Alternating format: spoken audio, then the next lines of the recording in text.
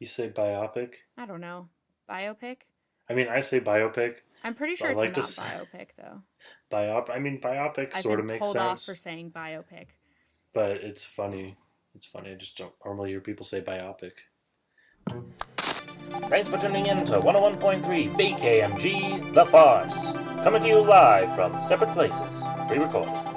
Now presenting The Bane and Mickey Show.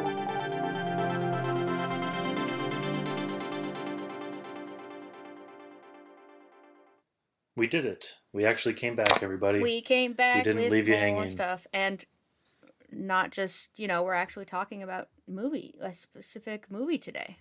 An actual full-fledged filmic project. We have made plans, and we are sticking to said plans like For now. professionals. For now. For now, yeah. Well, yeah. So, in the last couple weeks, Gavin, have you seen anything good recently? I haven't watched a lot. I've been kind of busy doing other such stuff, but I did watch Da Five Bloods in preparation for this, sort of just to see something else Chadwick Boseman did. Yeah. It was also a very, very good movie. It was very long, but also very good. And we should do one about Da Five Bloods sometime. It was kind of the opposite, had the opposite amount of Chadwick Boseman in it. Like, I thought he was more involved in that one, but he's only in it a little bit. And in this movie, I thought he was only in it for a little while, but he's in, like, the whole thing. Ah.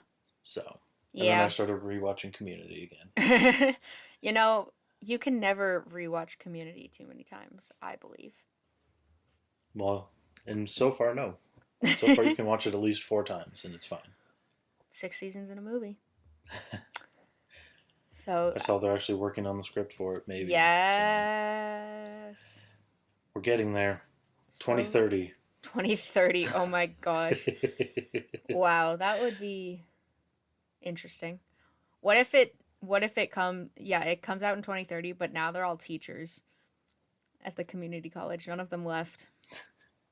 Jeff is the new dean. Oh my gosh. Can you imagine? And the dean is the superintendent. Oh God. It writes itself. Dan Harmon, I know you're listening. You can take notes and feel free to credit us. Yeah. But instead of me pitching my amazing ideas, what have you been watching recently?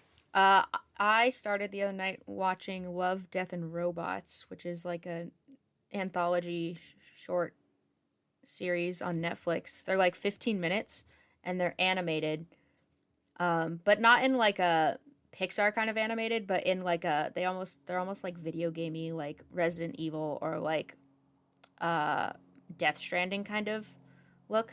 It's kind of cool. And they're kind of futuristic and like pessimistic about the human race, but especially the first one, it like makes a bunch of jokes about humanity and how shitty we are, but it's interesting. I'm not super far into it, but they're fun and they're short, so you can just kind of sit down and watch like 1 or 2, but they came out with a new season this year, so there are 2 seasons of it. And I think 2 seasons maybe like of a movie? 20 episodes. Yeah, right. But other than that, I'm excited because at the end of August, we get The Walking Dead season 11. Is that the last one? Yes, it's the last season. And we get the season 10 of American Horror Story. Also, saying those double-digit seasons, I'm just like, how are these shows? But then American Horror Story literally is booked for 13 seasons, and I don't know how. It's fine. To be fair, It's Always Sunny always gets like 2 or 3 season renewals at once. That's true. So yeah, it makes them money. It was like how This Is Us did 1 season, got renewed for 2 more, did those 2, and then got renewed for 3. Yep. But now they're ending, so it's okay. Yeah. Anyways, so I'm excited for those to come back, but yeah. Otherwise, I haven't watched a whole lot because I've been busy in tech and stuff. That's all right. I've been busy. But I'll be free soon, and then I'm going to watch so many things. Congratulations. You don't understand. No, I understand. Most of it's stuff that you've seen that we're going to talk about on the podcast, so I'm mostly just catching up. But to be fair, I haven't seen everything on our upcoming list. That's true. So I have some stuff to watch, and I'll rewatch it anyways. Yeah, I do like to rewatch stuff. Especially if I have the time for it. But today, we're not talking about any of those future things. We're talking about Ma Rainey's Black Bottom. We are indeed. A Netflix film that came out in the winter, I believe. No, it didn't. It came out way before. But it came out in 2020. And... October. Oh, okay, I wasn't too far off. And it stars Viola Davis and Chadwick Boseman and Glenn Viola Turman. plays Ma Rainey. Chadwick Boseman plays Levy. Yeah. Then there's Toledo, which is Glenn Turman. Cutler's Coleman Domingo. Toledo's the piano player. Cutler plays trombone. Then they got Slow Dog, and that's Michael Potts. Mm-hmm. He plays the Yeah, he plays bass. Toledo plays piano. Toledo plays the piano. Yeah. Slow Dog plays bass. Then there's Desi May, who's played by Taylor Page, and she's Ma Rainey's girl. And then her nephew is Sylvester, played by Dustin Brown. And then her manager, Irvin, played by Jeremy Shamos. Yep, it's a pretty good cast. I would say they all do amazing. The performances are like peak for the whole thing. Honestly, I think it should have gotten more credit than it did, but I'm not in charge of that, so I will just give it credit here. We will give it all the credit it should have gotten from other places. Yeah. This is another one of so Ma Rainey's Black Bottom was adapted from a play by August Wilson. Yes, and it's the second one in what's called the... I forgot what it was called already. Now I feel silly. Didn't you write it right here? The Century Cycle.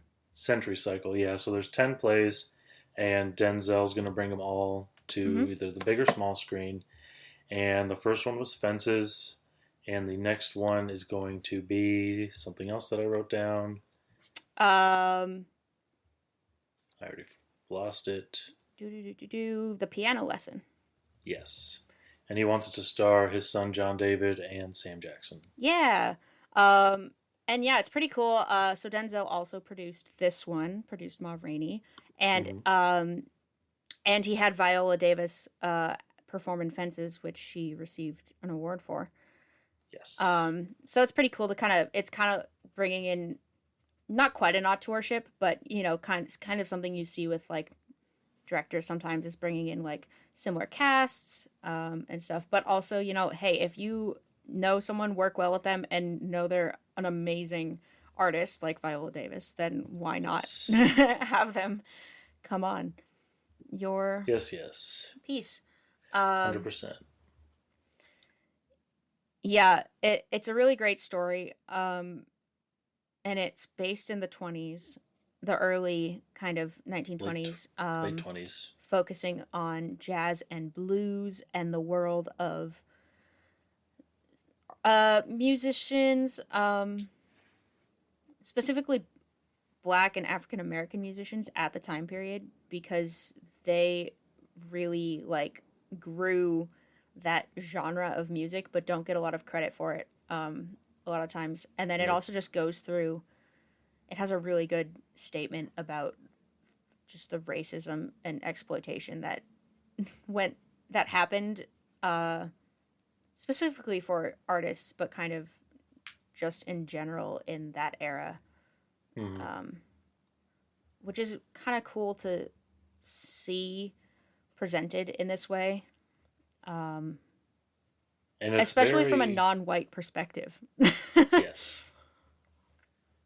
And the other thing is, like, it's only an hour and a half, but there's so much, like, packed into it. Yeah. In that hour and a half.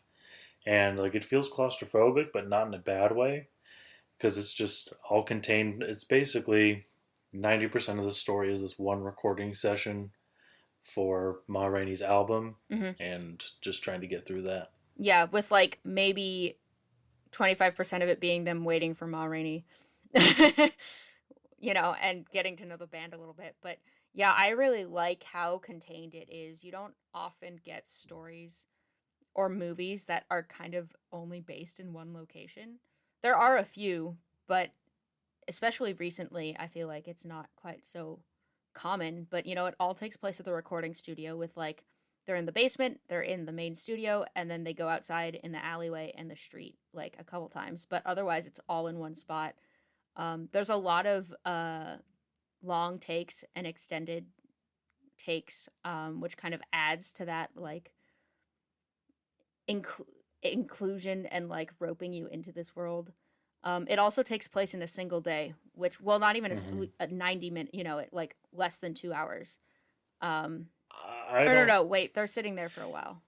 No, I mean, it takes place over several hours, but it's still like... But it's within a day. More like an afternoon. Yeah, which is also, again, pretty cool to kind of have this really just nicely contained story. It's not complicated. Nope. It's complex, but not complicated. Yeah. If that makes sense. Like, yeah.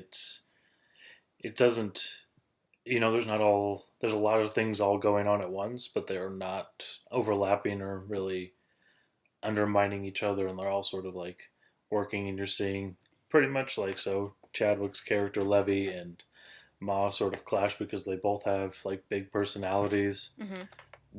Chadwick's got a lot more ego, I feel like. They're both like, yeah, because Ma Rainey is this big, famous artist. She's got money. She's like kind of allowing the band this opportunity to record with her. And Levy is an up and coming artist. He's a songwriter. He's really talented as a musician, but he's trying to get some of his songs out there. And so, he knows his stuff is good because he writes the songs that they're recording. And so, yeah, there is that kind of like ego clashing, which is kind of fun. But you see that Levy's is more like perceived ego, and Ma's is more earned ego. Yeah. Which is an interesting like comparison between them. Oh, fun little trivia tidbit. So there's a police officer that gets involved in one scene when Ma hits a car, someone hits Ma's car. That's the same guy who in The Dark Knight was going to threaten Bruce Wayne, and Morgan Freeman's like, so you think that your boss is a person that goes out and beats criminals to a pulp with his fist, and it is your idea to blackmail this person? It's that guy. Fun little trivias. Other than like, the adaptation of the script. I haven't read the script, but now I want to read the script. I was doing some research, and the script is slightly different in mostly the ending. But the adaptation and the script for the screenplay is really well written. It was written by Ruben Santiago Hudson, with August Wilson writing the original play, but just the dialogue that happens is very natural, especially between the band members. Yeah. And there's just some really powerful moments all around,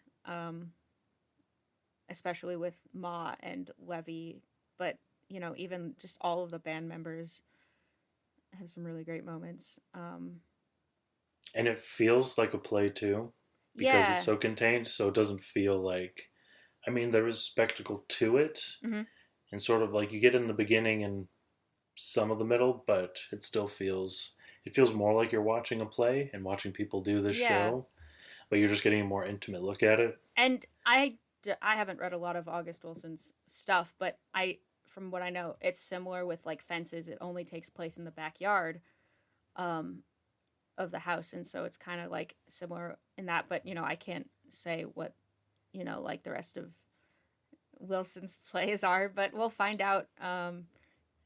maybe I'll read a bunch of them. I mean, there are probably. I mean, it's a play, so I mean, a lot of them tend to be contained like that. Especially these older plays, just because it was easier than having to make big sets that change in and out. But right. Well, and I mean, it's nice that they gave it. It fits the original source of the material. I feel like also. So I haven't read it. Also, just I'll throw that out there. But I mean, there's plays that when you adapt them to the screen, they are contained, so they should stay that way, but sometimes they might blow it out. Right. Like something like this was good.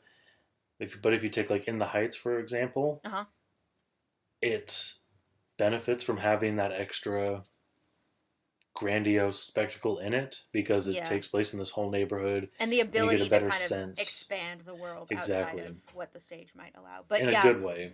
Yeah. It just depends on the show. And the script. This movie also has amazing production design. Not only because it's based in the 20s and, a lot of period pieces, you have to have really good production design to really immerse into that world. But this one was just so detailed in everything. A lot of the makeup and special effects and hair and set and even just outside on the street, and the cars. There's just so much detail and little pieces to it that's amazing to look at. It won makeup and hairstyling and costume design. And then it was nominated for set design, but I believe Monk won production design. Whoop-de-doo, Monk. Which I think we talked about that in our Oscars episode about why I think that's stupid. But at least Ma Rainey got some recognition via Sergio Lopez Rivera and Mia Neal and Jamaica Wilson, who did the makeup and hairstyling, which, again, like, I think one of my favorite things is, like, Ma Rainey has, like, gold crowns, which is some really cool makeup stuff, and props to Viola Davis, because you have to wear, like, fake teeth for that kind of thing, which can affect your pronunciation and stuff. And so, but of course, not that would impede Viola Davis because she's a queen, but that is true. I mean, just I feel those like really cool details that like you can watch, and her hair is really, really nice. And I feel like if I was a better actor, those things would help because like it helps you get into that character more. Well, I agree. I think,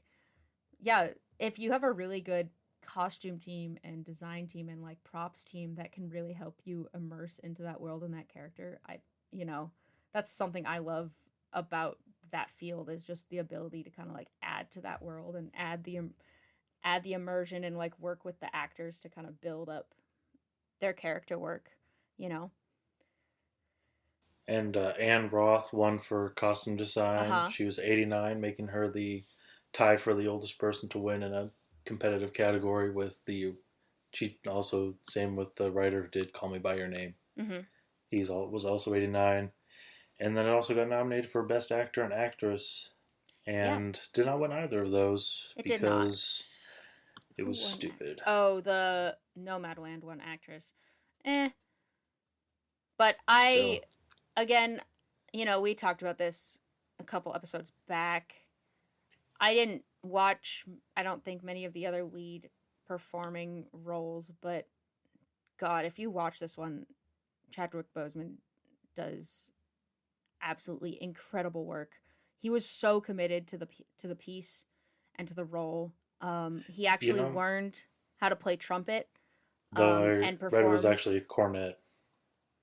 It's not a real trumpet. Well, he did both, but he learned how to play the instruments and plays it in the film for most of it, not all of it. There are musicians credited for most of the big band pieces, but some of the solo stuff, I believe, was him actually playing, which is amazing. I love when performers have that drive and commitment, especially like for learning instruments. That takes a lot of work, and even if hours. it's just even if it's just for the specific pieces, Yeah. it's still Yeah. and making it look convincing. Yeah, like convincing you that, he's played for his whole life. You know, it's amazing. On the subject of thinking Chadwick should have won, it was interesting because I was literally just listening to the Scrubs podcast, Mm-hmm. and they were talking about this exact thing. Um, and so Zach Braff watched The Father, and I mean, he said it was a really good performance, which I believe because it's Anthony Hopkins. Mm-hmm. But they also brought up like kind of seemed like Chadwick could have, should have won because even if it wasn't the best one out of all those, they're never really going to see it again. Oh yeah. Just because he's passed, so Yeah. it seemed like he should have still won just to sort of honor what he did and what he meant to the community and things like that. Which is weird because they've done that before at the Academy Awards, and so it's weird that they wouldn't do that this year. Though I read there was 8 people who've been nominated posthumously for Oscars, including Heath Ledger, and only Heath Ledger and one other person, I can't remember their name, have actually won. Huh. Interesting. But yeah, an interesting little tidbit and coincidence I happened to listen to today. I would say Chadwick Boseman's performance in this piece is very close level to Dark Knight and Heath Ledger. Just the emotion, the tension, the drive, the commitment to the role is very high. You can see how passionate he was for this piece and for this character, just in the way it's performed. And he, other than, he drives a lot of the film, especially the scenes that Ma Rainey isn't in. He's kind of the one causing the conflicts, but then the scenes where it's him and Viola Davis is just an amazing pair. Two really, really extraordinary actors up against one another, it's so, yeah. Well, the other thing is like part of why I watched The Five Bloods was because I'd only ever seen this and Black Panther with Chadwick Boseman in it, so I wanted to get like a third something I've seen him in, and he's still like melts into the character. Yeah. Oh my gosh. So like I've been watching Orphan Black and Tatiana Maslany, who plays all the clones. She plays 5 or 10 people on the show, but she does it in a way that, like yes, there's costume and voices and whatever, but you still you can't tell sometimes. She's just doing an amazing job. That's something about that show that's I think so intriguing. And that's kind of how Chadwick is. Like, you intellectually know that it's him every time, but also you're like, I can't tell. Yeah. Yeah. And I mean, that's something he's known for in most everything he's done, is just how committed he was to everything, how passionately he dove into each character and story and moment, which is talked about a lot, especially in like memoriam, this last year. Not unlike our good friend Garrett. Shameless shout plug. Out to Garrett. If you're listening, Garrett, we're shouting you out. Yeah. So I think a question that comes up a lot with this movie is it based on a true story? Which, yes and no. Because Ma Rainey is an actual person. I went ahead and did some research beforehand, just because I was interested, and I hadn't really done a whole lot before. I knew Ma Rainey was an actual person, but I didn't know the story for the film and how, how it's not real. But Ma Rainey, her real name is Gertrude Rainey. She's known as the mother of blues, for her work in the 1920s. Her first recording was in 1923, which either the first black artist or the first black female artist to record was in 1920. So 3 years after the first one is pretty extraordinary. And she started singing in her preteens a lot of her life. And then very quickly signed on with Paramount Records and recorded like over 100 songs within like a 5-year period. She was just like producing so much stuff. It's wild. And then, just got known on the radio, and she toured. She's known for touring with the Theater Owners Booking Association with a performer called Thomas Dorsey, who was the leader of the Wildcats Jazz Band. And this is not the band in the film, but this is kind of the band that the film is based on.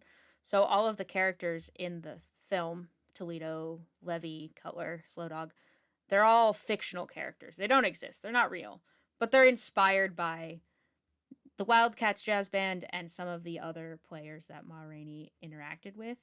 And you actually see, at the end of the film, they have a photo of Ma Rainey, the real Ma Rainey, and then Thomas Dorsey and his band as well, which is kind of cool to see. But I think that's kind of where it gets confused for audience members, is that this isn't Toledo and Levy and Cutler.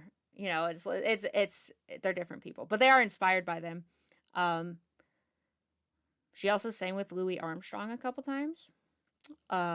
Pretty great. And she wrote at least a third of her music, which was not common for the era. A lot of blues and jazz music would just kind of be covered. You would do a lot of covers of songs and stuff, I believe, but a lot of people didn't write their own music.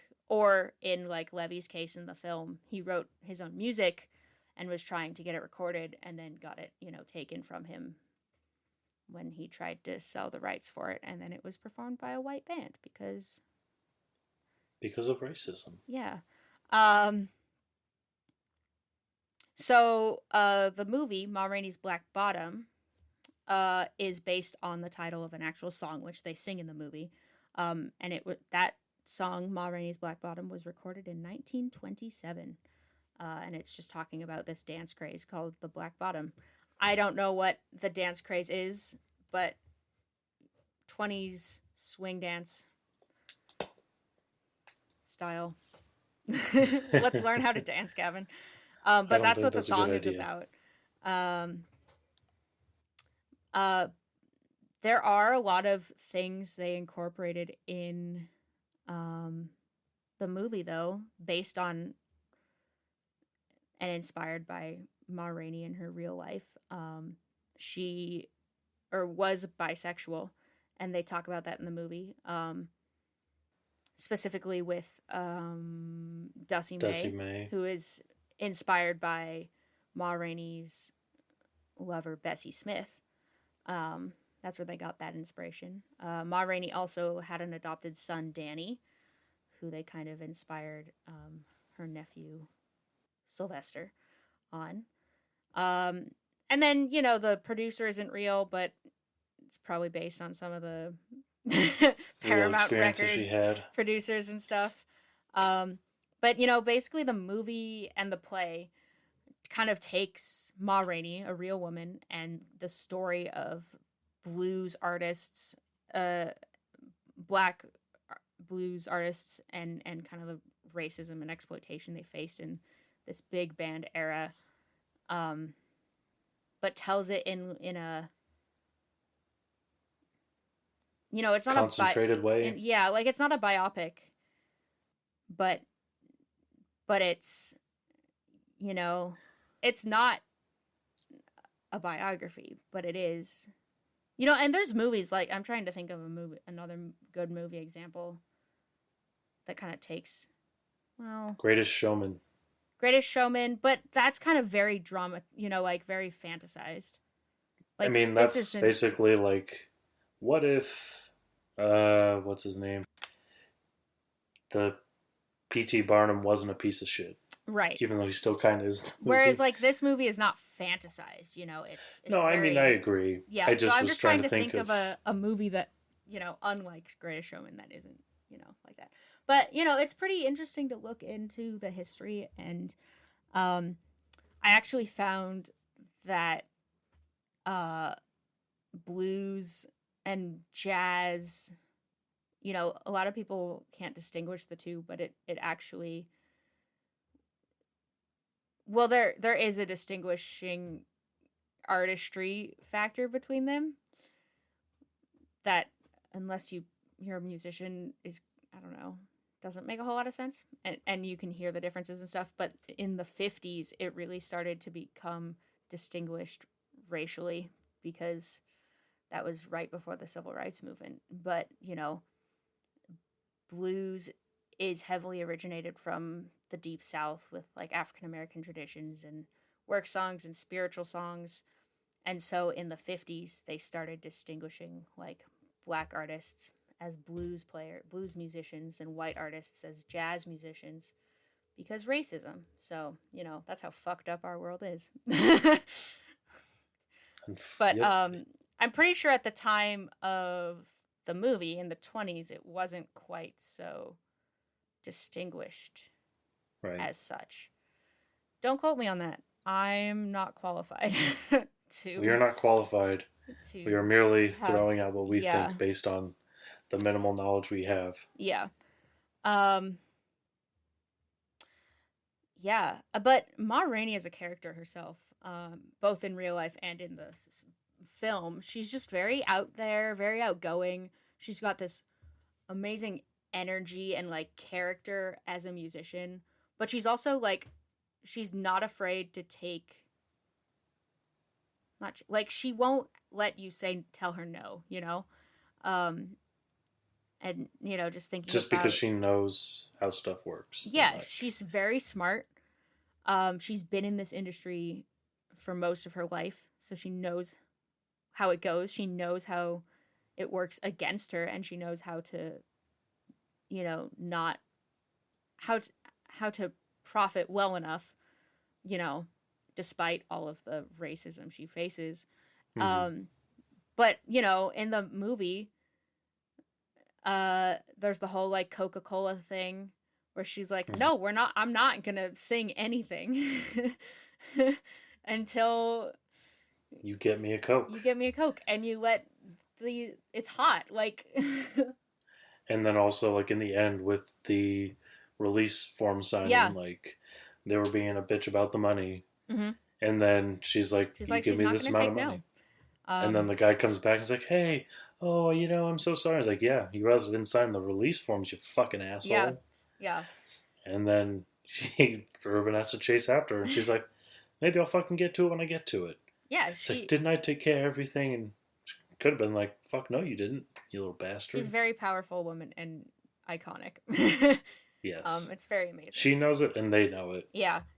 But part of it is like the perceived like, she's such a diva, she's such a bitch, she's this and that. But really, and admittedly, being a white person watching this, initially some of my thoughts were in that same arena, but that's also recognizing the white male privilege I have.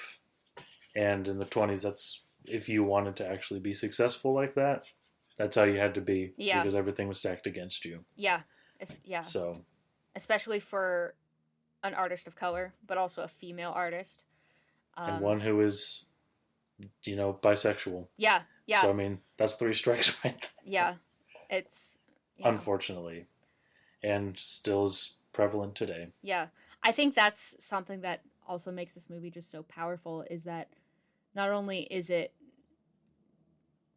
relevant still to today, all of those topics, mm-hmm. still relevant, just as relevant. Unfortunately, it's sickening, but maybe like 1 to 1.5% better. Right. Maybe at the most. But at the same time, to get this display of history where a lot of history is whitewashed, and mm-hmm. we're not given any other perspective, because that's how white people work. That's how it's our history works stupid, right now. So it's really refreshing mm-hmm. to get this perspective. and the other powerful. interesting thing is you see in the movie how white history is going to tell it. Uh-huh. From the guy who owns the studio's perspective, Sturdivant. You see from his perspective, like, how it's going to be told, because he's complaining about her being a diva and just wanting any of this blues queen shit and all this drama and all this stuff that he's complaining about. So that is, how it would be told to white people. Yeah, or even, at the end when they're arguing over the rights and stuff, you can see how it's going to get misconstrued, how it's going to get replayed, or the ending with Levy's character. Mm-hmm. You know how it's all going to be retold horribly from a white perspective, because no one's going to listen to their perspective. Or and even like when the car accident happens, Right. And it's yeah. You can see the racism seeping through all over. And admittedly, part of it is like smacked in your face, but there is also like those subtler moments, like with the check, like how they don't want to check because they don't want to take it to a bank. Because it won't get cashed for them. Right. But I mean, conversely, it does show her like how smart and powerful she is. Like I mentioned with the release scene and how she could just not sign it. Well, and then also how, she's not selfish. No. She might act a little egotistical sometimes because she has that power and wealth and fame, but at the same time she's going to hold the back for her musicians and make sure they get the checks they deserve at the price they deserve. And I feel like, and make sure that they're working in proper conditions, and like it's nice to see that too. And I think with kind of that comparison of her character, that she's not selfish in, she could be if she wanted to. She has the fame and the wealth to just do whatever she wants, but she's not going to. Like, she actually has a heart. And I think, now that you say that, it made me sort of look back, and I don't think she's actually selfish at all. Yeah.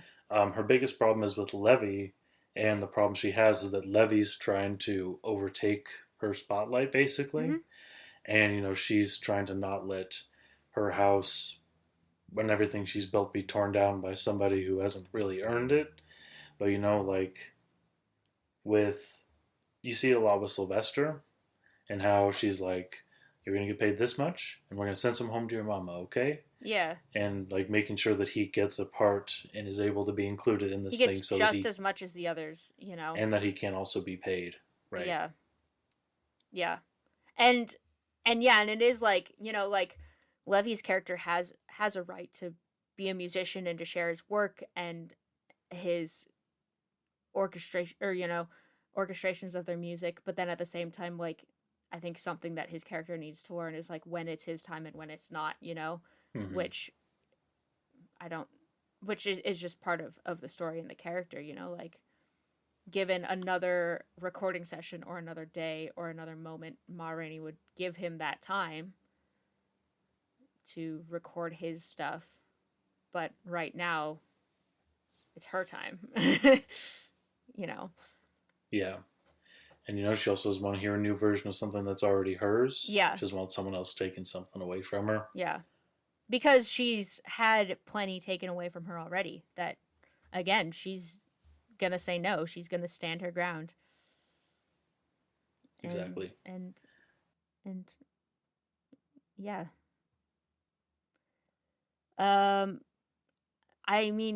We didn't have a lot of rants against it. I think, we touched on it, just the way someone might perceive Ma or the story coming from a white privileged perspective. Right. Which is like, if you're gonna see it like that, then stop being a bigot and open your mind.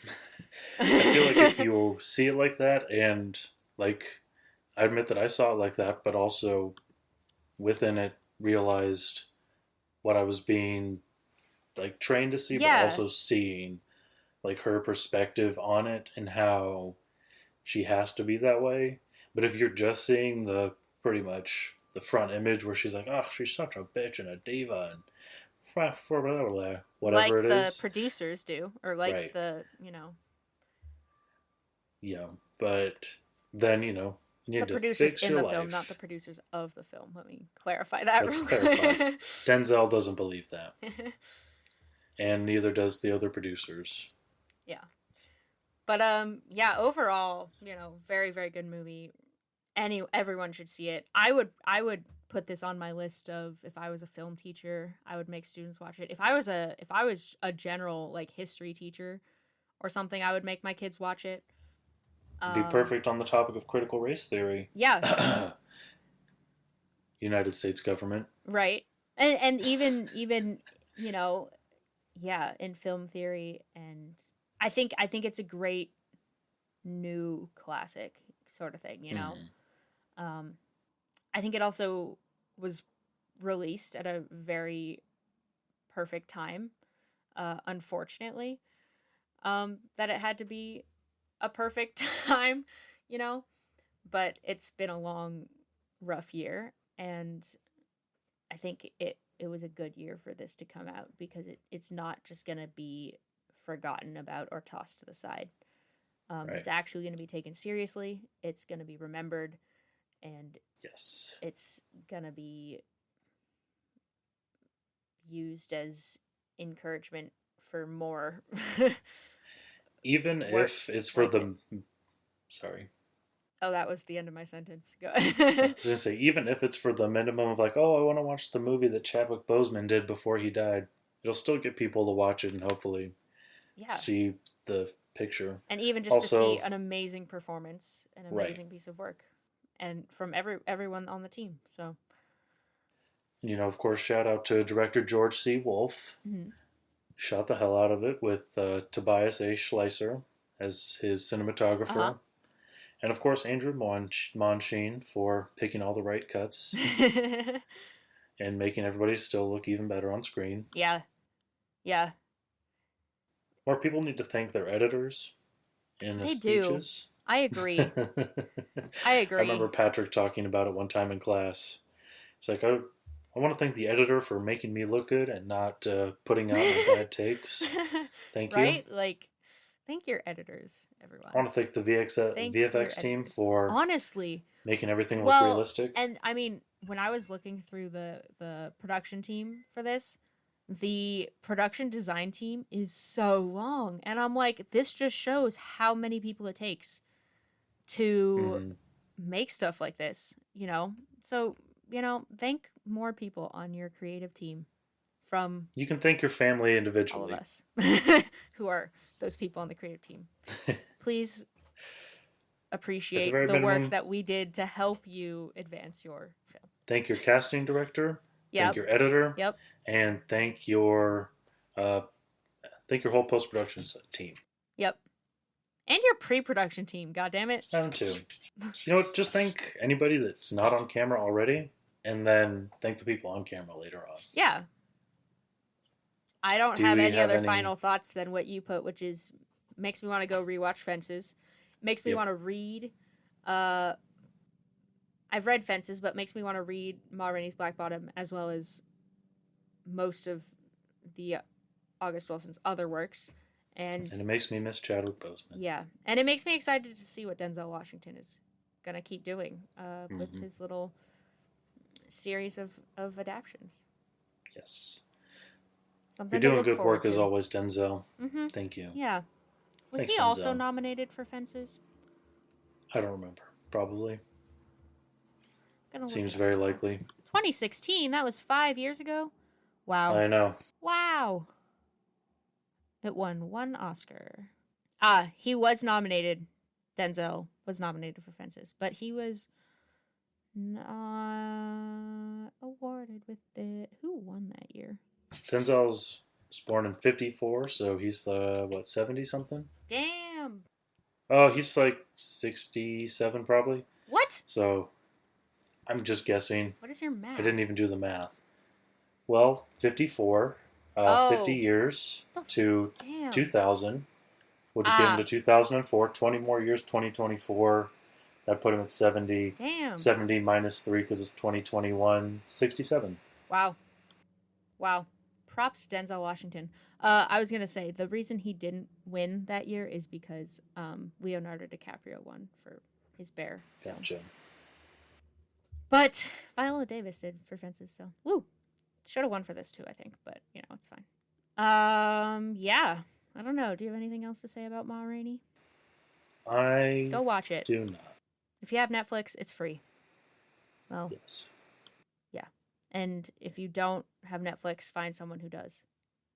Although you can probably watch, well,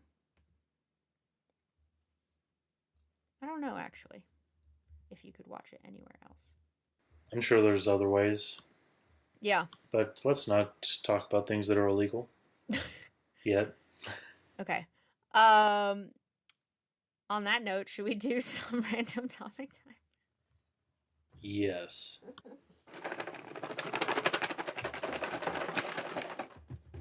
All right, what color? Wonderful.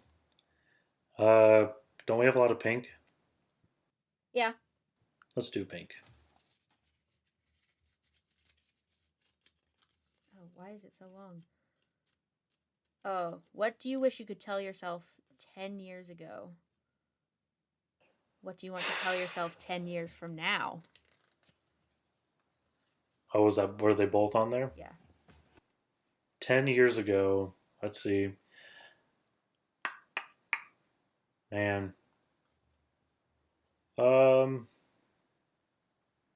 Boy, I don't know.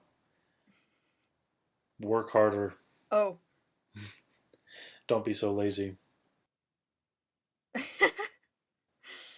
10 years from now? Oh, actually, I'd also probably say shave your head. Oh my gosh. Let's see. 10 years from now, I'll be almost 40. Probably. You did it, pal. The world didn't end. Or maybe it did, and I'll be dead. Because the world will be over in 10 years. If the world is ended, I'll have nothing to say because I won't be alive. Oh. Probably. And if the world is still spinning, hopefully I will be doing something that I actually enjoy. Oh my gosh. 10 years ago, I would have been 13-ish. Which means I would have been in middle school. I would have told myself that it's okay and I'll figure out my future in time because I had no idea what I was going to do. I was kind of caught in the I want to do art, but art is going to get me nowhere, so I'll do the science thing that, my parents want me to do. Era? Maybe I would have told myself, be a scientist. Who cares how smart everyone thinks you are? And just, give myself some ease of mind. Maybe then I also would have I did do a lot of art, but maybe I would have done it more seriously and specifically. But I'm fine where I am now, though, so I don't regret what I did. 10 years from now, I will be in my 30s.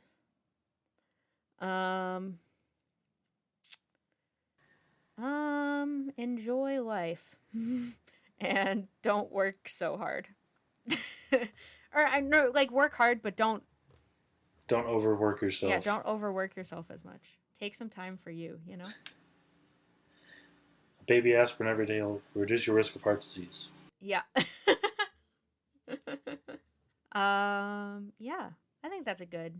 Well, final parting words. Spay or neuter your pets. God damn it. Watch Ma Rainey's Black Bottom. Uh-huh.